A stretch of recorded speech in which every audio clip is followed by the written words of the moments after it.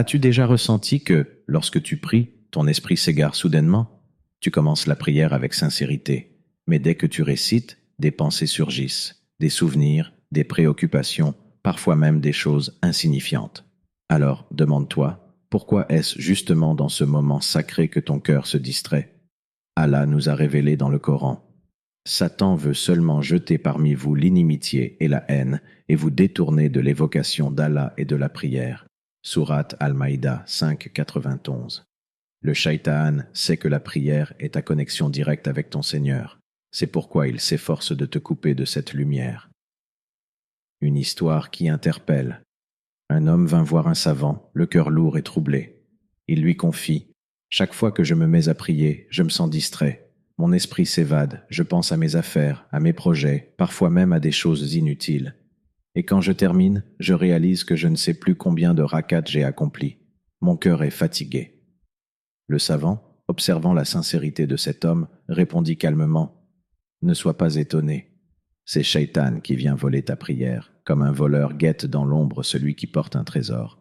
Mais comprends ceci, ton trésor est plus précieux que l'or ou l'argent. C'est la connexion directe avec ton Seigneur. Le voleur ne s'attaque jamais à une maison vide. Il ne s'intéresse qu'à celle qui contient une richesse. Et si tu persistes avec patience, tu gagneras une guerre qu'il redoute plus que tout, la guerre de la concentration, la guerre de la khushu. Ces paroles résonnent profondément, car elles dévoilent une réalité que chacun connaît. La prière n'est pas seulement un ensemble de gestes, elle est un combat. Et ce combat se déroule dans le silence du cœur. Le savant rappelait que l'oubli dans la prière n'est pas un signe d'échec absolu, mais la preuve que tu tiens quelque chose que Shaitan cherche à t'enlever. Pose-toi un instant cette question. Pourquoi, lorsque tu pries, les pensées surgissent plus violemment que dans n'importe quel autre moment? Pourquoi, alors que tu veux être en paix, ton esprit devient bruyant? C'est parce que Shaitan sait qu'une prière accomplie avec cœur est une arme qui l'écrase, une lumière qui l'éloigne, une force qui élève ton âme au-dessus de ses pièges. Un jour, un compagnon du prophète Muhammad, paix et bénédiction sur lui, expliqua qu'il ressentait ces distractions et en souffrait. Le prophète répondit en l'instruisant sur un secret: Cherchez refuge auprès d'Allah et résistez, car c'est une lutte intérieure. La prière est comme un champ de bataille, et celui qui lutte sincèrement est déjà compté parmi les victorieux, même s'il trébuche. As-tu déjà réfléchi à ce que Shaitan redoute le plus dans ces instants? Il ne redoute pas seulement que tu accomplisses la prière par habitude. Ce qu'il craint véritablement, c'est de te voir goûter à la douceur de la présence divine, à cette sérénité que rien d'autre ne peut offrir. Car celui qui a goûté une fois à la prière profonde n'échangera jamais ce moment contre les illusions du monde. Allah le Très-Haut dit: Ceux qui sont endurants et accomplissent la prière, c'est à eux que revient la bonne fin. Sourate Ar-Ra'd 13h22. L'endurance dans la prière ne signifie pas seulement prier régulièrement, mais aussi résister aux distractions, persévérer malgré les murmures de Shaitan et revenir encore et encore à la présence d'Allah. Imagine un homme qui, chaque fois qu'il prie, lutte pour ramener son esprit vers Allah. Il se sent parfois découragé, mais il continue. Aux yeux des gens, cela peut sembler une prière imparfaite. Mais aux yeux d'Allah, c'est une bataille livrée pour son amour, et chaque effort est écrit, chaque instant d'attention est récompensé. Un grand savant a dit: Lorsque Shaitan te perturbe dans ta prière, cela signifie qu'il n'a pas réussi à t'en détourner. Alors il tente de t'affaiblir dans ton recueillement. Mais si tu refuses de céder, si tu reviens encore et encore à ton Seigneur, alors tu es déjà victorieux. Alors, à toi qui m'écoutes, combien de fois as-tu ressenti que tes prières t'échappaient entre tes mains? Combien de fois as-tu terminé en pensant que tu avais perdu le fil? Et si en vérité chaque retour de ton cœur vers Allah, même au milieu des distractions, était un signe de force et non de faiblesse? Car sache ceci, Shaitan ne craint pas celui qui accomplit la prière comme une habitude mécanique, mais il tremble devant celui qui, malgré ses faiblesses, se bat pour garder son cœur vivant devant Allah. Comprendre l'attaque de Shaitan. Lorsque nous parlons de l'influence de Shaitan, nous pensons souvent à des incitations directes au péché, à des tentations visibles ou à des désirs interdits. Pourtant, sa stratégie la plus fréquente est beaucoup plus subtile. Il ne cherche pas toujours à t'empêcher de prier, mais à rendre ta prière vide de son essence. Shaitan connaît la valeur de la prière. Il sait que c'est le premier acte dont l'homme sera interrogé le jour du jugement, que c'est la clé du paradis et la lumière de celui qui l'accomplit avec sincérité. Alors, s'il échoue à t'en détourner complètement, il passe à une autre stratégie. Briser ton attention, voler ta concentration, semer des pensées parasites au moment même où tu veux te rapprocher d'Allah. Il t'invite à penser à tes affaires, à ton travail, aux courses que tu dois faire, à une conversation passée ou à un projet à venir. Parfois, il va même jusqu'à réveiller en toi des souvenirs lointains ou des images insignifiantes. Et tu te demandes pourquoi ces distractions apparaissent-elles précisément pendant la prière alors qu'elles n'avaient aucune place dans ton esprit auparavant. C'est là que réside la ruse de Shaitan. Il attend l'instant le plus sacré, celui où tu es debout devant ton Seigneur, pour transformer ce moment en simple suite de gestes automatiques, car son objectif n'est pas seulement de t'éloigner de la prière, mais surtout de te priver de son goût, de sa profondeur et de sa lumière. Allah dit dans le Coran, « Réussissent certes les croyants, ceux qui sont humbles dans leur prière. » Sourate Al-Mu'minun 23, 1-2. Le terme « humble » ici, traduit du mot « kashioun », désigne cet état intérieur de recueillement, où ton cœur est présent, soumis et attentif. Ce n'est pas seulement ton corps qui se prosterne, mais ton âme qui s'abaisse devant la grandeur d'Allah. Et c'est précisément cet état que Shaitan cherche à briser. Pour comprendre la gravité de cette attaque, imagine un roi qui t'invite à entrer dans sa salle d'audience. Tu es en sa présence, mais au lieu de l'écouter, tu regardes ailleurs, tu te laisses distraire, tu penses à tes propres affaires. Quelle marque d'irrespect cela serait-il? Pourtant, lorsque Shaitan nous distrait dans la prière, c'est exactement ce qu'il tente de nous faire vivre, détourner notre cœur de celui qui nous a appelés. Mais il faut saisir une vérité réconfortante. Ces distractions ne sont pas la preuve que ta prière est inutile. Au contraire, elles montrent que tu tiens entre tes mains quelque chose de précieux, au point que Shaitan se donne tant de mal pour t'en priver. Un cœur vide, il le laisserait tranquille. Mais un cœur qui cherche Allah, il tentera par tous les moyens de l'éloigner de son but. Ce qu'il faut craindre, ce n'est pas la distraction elle-même, mais l'habitude de s'y abandonner. Car la véritable perte survient lorsque la prière devient un rituel mécanique, une suite de gestes accomplis sans âme. Celui qui prie ainsi accomplit l'apparence de l'acte, mais en perd le fruit. Allah nous avertit. Malheur donc à ceux qui prient tout en étant négligents dans leur prière. Sourate Al-Ma'un 107, 4-5. Être négligent ne signifie pas seulement délaisser la prière, mais aussi l'accomplir sans conscience, sans attention, sans cœur. Et c'est exactement l'objectif de Shaitan, te pousser à prier comme une habitude vide, jusqu'à ce que tu n'y trouves plus ni saveur ni élévation. Ainsi, comprendre l'attaque de Shaitan, c'est réaliser qu'il ne combat pas seulement ton acte, mais aussi ton intention et ton esprit. Il ne craint pas que tu bouges tes lèvres ou que tu plies ton corps. Ce qu'il redoute, c'est que ton cœur s'attache à Allah dans ce moment, qu'il trouve dans la prière une paix plus forte que ses illusions. Voilà pourquoi la véritable victoire n'est pas seulement de prier, c'est d'être présent dans cette prière. Chaque fois que tu reviens à Allah après une distraction, chaque fois que tu rappelles à ton cœur qu'il est debout devant son Seigneur, tu brises la ruse de Shaitan et tu gagnes une bataille qu'il déteste. Les solutions spirituelles. Lorsque Shaitan perturbe ta prière, il ne faut pas céder au découragement. Au contraire, tu dois considérer cela comme un appel à renforcer ta concentration et ton lien avec Allah. La clé réside dans une préparation consciente, des gestes pratiques et une attitude intérieure ferme. Voici plusieurs solutions spirituelles qui, si elles sont appliquées, transforment ta prière en une forteresse contre Shaitan. Premier, chercher refuge auprès d'Allah avant la prière.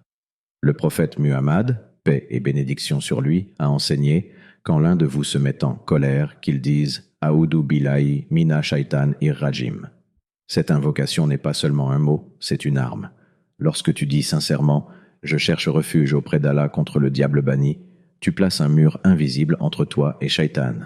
Avant de prononcer le takbir, Allahu Akbar, prends un instant pour réciter cette formule. Sens-la dans ton cœur. Tu n'es pas en train de prononcer une phrase automatique, mais de demander à ton Créateur de te protéger contre un ennemi invisible. Ce simple geste change radicalement ton état intérieur. Tu passes de la vulnérabilité à la protection divine. 2. Comprendre le sens de ce que tu récites. Beaucoup prient en arabe sans vraiment comprendre le sens des paroles récitées. Le danger, c'est que les mots deviennent mécaniques. Mais lorsque tu saisis chaque phrase, chaque appel, chaque mot adressé à Allah, ton cœur s'accroche naturellement à ce que tu dis. Pense à la Fatiha. Guide-nous vers le droit chemin. Lorsque tu comprends que tu demandes à Allah, à chaque rakat, la direction dans ta vie, comment peux-tu rester insensible? Essaie donc de mémoriser non seulement les sourates, mais aussi leur traduction et leur profondeur. Ainsi, ton esprit ne pourra pas facilement vagabonder. Il sera occupé à méditer sur ce que tu dis réellement. Troisième, varier ses récitations pour garder la prière vivante. Une autre astuce du prophète, paix sur lui, était de varier les sourates qu'il récitait, parfois courtes, parfois longues, parfois accompagnées de doua particulières. Cette variété empêche la routine d'installer une monotonie qui facilite l'entrée de Shaitan. Tu peux réciter sourate al-Ikhlas dans une prière, puis choisir sourate al-Fil ou sourate al-Asr dans une autre. Tu peux aussi apprendre de nouvelles sourates régulièrement pour enrichir ton répertoire spirituel. Chaque variation crée un nouvel éveil dans ton cœur. De plus, le prophète ajoutait parfois des invocations personnelles après la récitation, rappelant ainsi que la prière n'est pas figée, mais vivante. Essaie de faire de même. Introduis dans tes prosternations des demandes sincères, propres à ta vie. Cela rend ta prière plus authentique et éloigne les distractions. Quatrième, se rappeler la grandeur du moment. C'est peut-être la solution la plus puissante. Imagine réellement à qui tu t'adresses. Lorsque tu dis « Allahu Akbar », tu déclares que Dieu est plus grand que tout ce qui t'entoure, tes soucis, tes projets, tes rêves, tes douleurs, plus grand que ce monde entier. Le prophète, paix sur lui, disait « Quand l'un de vous se tient debout pour prier, il s'entretient avec son Seigneur. » Rapporté par Bukhari et Muslim. Chaque parole que tu prononces est entendue par Allah. Chaque geste est observé. Comment pourrais-tu rester distrait alors que le roi des cieux et de la terre t'accorde une audience privée? Essaie d'imaginer, au moment de ta prosternation, que ton front touche la terre et que ton âme touche le ciel. Tu es à la fois le plus humble et le plus honoré des serviteurs, car tu es face à ton Créateur. Allah dit, et accomplis la prière pour te souvenir de moi. Sourate Taha 20-14. Ce verset est clair. La prière n'est pas seulement un devoir, mais un rappel constant. Le but n'est pas de l'accomplir mécaniquement, mais de sortir de ce moment avec le cœur éveillé, nourri et rempli de la mémoire d'Allah. Ces solutions, simples en apparence, deviennent des boucliers lorsqu'elles sont appliquées avec sincérité. Le refuge, la compréhension, la variété et la conscience de la grandeur du moment ne sont pas des détails. Ce sont des clés pour transformer une prière distraite en un dialogue puissant avec Allah, où Shaitan n'a aucune place. Une autre histoire inspirante. Un compagnon du prophète Muhammad, paix et bénédiction sur lui, raconta un jour à ses frères. Lorsque nous étions en prière, il arrivait que nous sentions Shaitan nous souffler des pensées, des murmures subtils, parfois des images qui surgissaient sans raison. Mais nous nous souvenions alors que la prière était notre rempart. Et lorsque nous persévérions, lorsque nous résistions à ces distractions, nous terminions avec une telle sérénité que nos cœurs semblèrent baignés de lumière. Imagine cette scène. Une nuit tranquille à Médine, le silence enveloppe la mosquée. Les compagnons se tiennent debout derrière le prophète, alignés, leurs visages tournés vers la Qibla. Leur cœur brûle d'amour pour Allah, mais eux aussi sont humains. Leurs pensées s'égarent parfois. Et là, au milieu de la récitation, certains sentent les souffles de Shaitan. Une idée qui détourne l'attention, un souvenir inutile, une inquiétude passagère. Mais au lieu de céder, ils se rappellent que la prière est leur refuge. Comme un soldat dans une forteresse, ils tiennent ferme, conscients que chaque retour de leur cœur vers Allah est une victoire sur l'ennemi invisible. Et quand l'imam dit le salam final, une paix descend sur eux, profonde, inégalable. As-tu déjà ressenti cette paix après une prière sincère? Cette sensation particulière qui t'envahit quand tu sais que, pour quelques minutes, ton âme a été détachée du tumulte du monde. Ce n'est pas une simple émotion, c'est le signe que Shaitan a perdu cette bataille et que ton cœur a goûté à la douceur de la présence divine. Un autre compagnon, Abu Huraïra, qu'Allah l'agrée, expliquait que parfois, Shaitan tentait de lui faire oublier combien de rakats il avait accompli. Alors il appliquait l'enseignement du prophète, il faisait le plus sûr, puis se prosternait 2 fois à la fin de la prière, en réparation. Non seulement cela lui permettait de compléter sa prière, mais c'était aussi une manière de humilier Shaitan, de lui prouver que ses ruses ne pouvaient pas l'empêcher d'accomplir son devoir envers Allah. Et toi, combien de fois as-tu vécu ce moment où, malgré les distractions, Tu as terminé la prière avec une impression de légèreté, comme si un poids avait quitté ton cœur. Penses-tu vraiment que ce soulagement soit anodin? C'est une récompense immédiate qu'Allah accorde à ceux qui persévèrent. Allah dit dans le Coran, « En vérité, par le rappel d'Allah, les cœurs s'apaisent. » Sourate Ar-Ra'd, 13h28.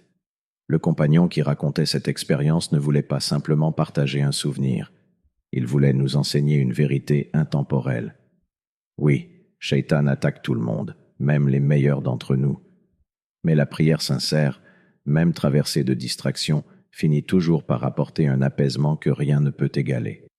Le prophète lui-même disait parfois à Bilal, « Ô Bilal, apporte-nous du réconfort par l'appel à la prière », rapporté par Abu Daoud. Ce mot réconfort, ar-riha, révèle la nature profonde de la prière. Elle n'est pas une charge, mais un repos, une source de calme. Shaitan veut transformer ce moment en lourdeur et en dispersion, mais Allah en fait une oasis pour celui qui résiste. Alors imagine, tu es accablé par tes soucis, ton cœur est rempli de tension et tu poses ton front sur le sol. Tu restes là, quelques secondes, en silence, uniquement devant ton Seigneur.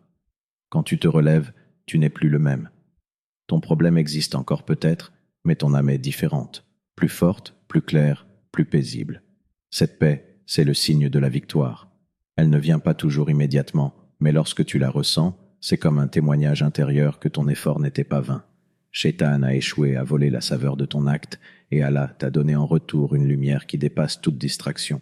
Alors, toi qui écoutes ces paroles, demande-toi, combien de fois as-tu goûté à cette paix après une prière profonde? Et si chaque distraction que tu combats, chaque retour de ton cœur vers Allah, n'était en réalité qu'un pas de plus vers cette sérénité, un signe qu'Allah t'a rapproché de lui malgré les ruses de ton ennemi?